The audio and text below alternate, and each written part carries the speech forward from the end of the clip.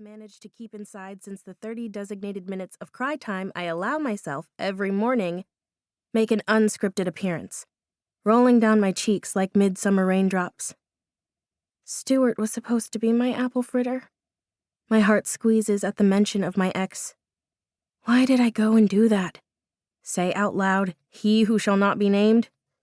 It's the catalyst that turns my cute summer tears into an ugly thunderstorm.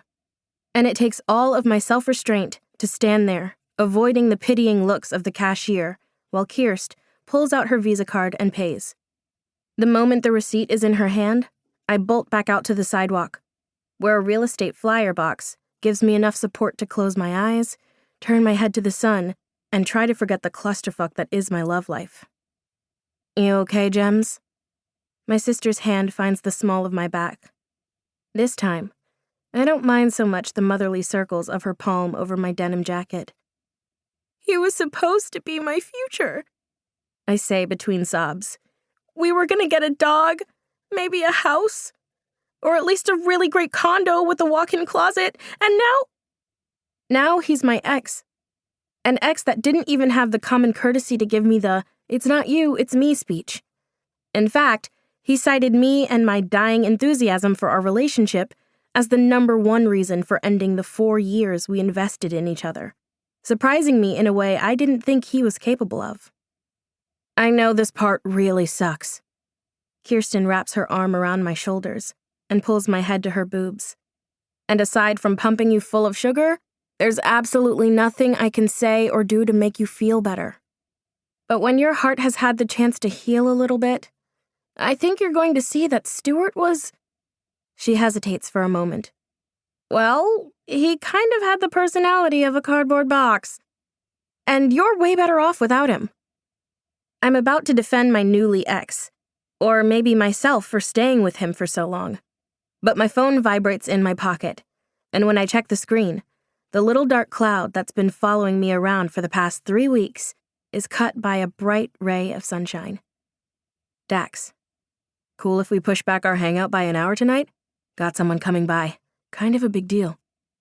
My heart gives a weird twitch. Me. Date with the vet? There's a long string of seconds before my phone pings back. Dax. Nope. Canceled that so we could hang. Big client. At least, I think it is.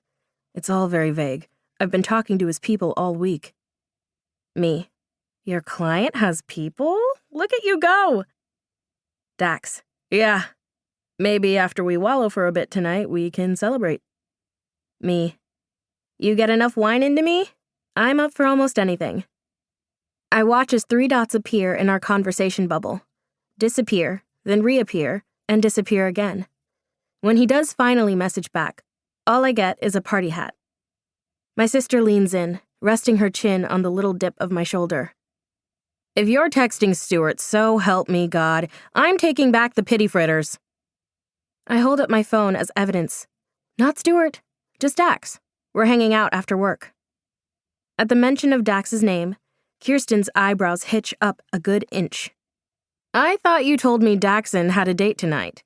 With the vet? She's a veterinarian's assistant, I counter. And Stuart picked his stuff up today. Dax offered to cancel and hang out because he thought I might be upset. Kirsten responds with an and I prepare for some sort of follow-up comment. Instead, she turns away and we walk in silence in the direction of my condo. By the 3rd block, I assume the subject has been dropped.